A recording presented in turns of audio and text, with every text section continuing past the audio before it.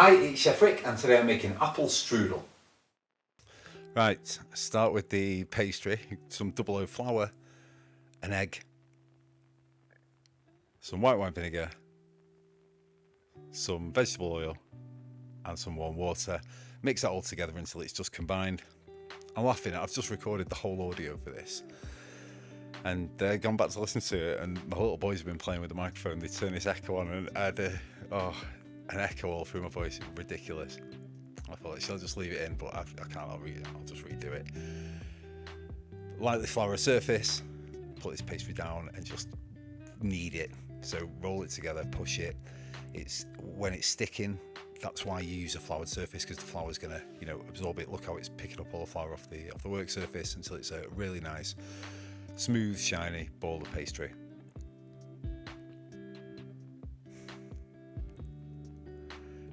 Olive oil in a bowl.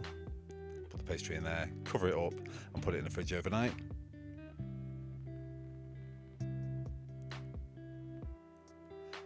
Some raisins and some rum. This is a barrel aged rum, but yeah, any rum will do. The next day. So now it's time to make the filling, and the first thing we're going to do is toast some breadcrumbs in butter. Fry some breadcrumbs in butter. Use panko breadcrumbs, they're super crispy anyway, but normal breadcrumbs will do. Just give those a nice little short fry, just to crisp them up even more. Your breadcrumbs ready. And the apples, you're going to use for one of these, you'll just half the ingredients that I'm going to use here. I'm making something else with the rest, but you would only use half. All the quantities are down in the description, of course. Core an apple, peel an apple, just chop the middle out diagonally. Do it into thin slices, not wafer thin slices, you want them to hold together slightly. Looks like a lot, you won't use all of that. Cinnamon, allspice, sugar, those toasted breadcrumbs, the soaked raisins. Smells amazing. See how much fatter they've got. You can save that rum, do something with that.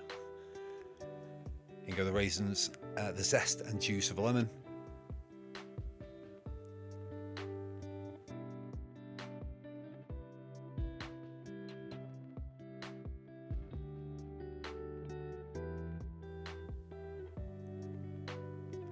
Give that a good mix around.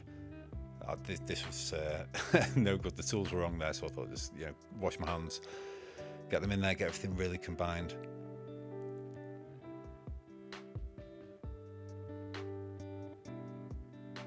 There's the filling ready to go. Again, lightly flour a surface. Get out that pastry.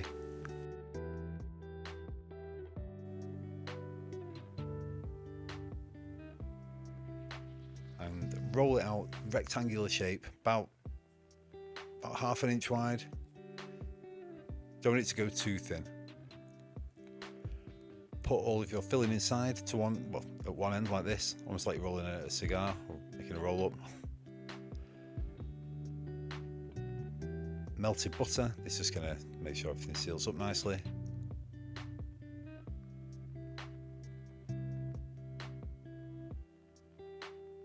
Get it all wrapped up.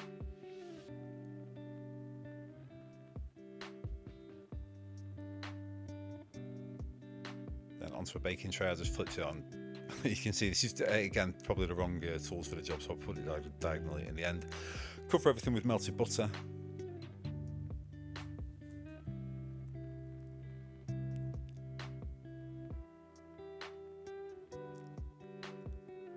Then it goes into an oven, 190 degrees.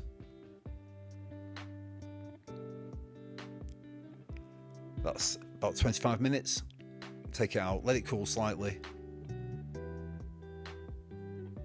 and dust it with icing sugar. Look, this is a gadget I've had for ages and very rarely get to use it.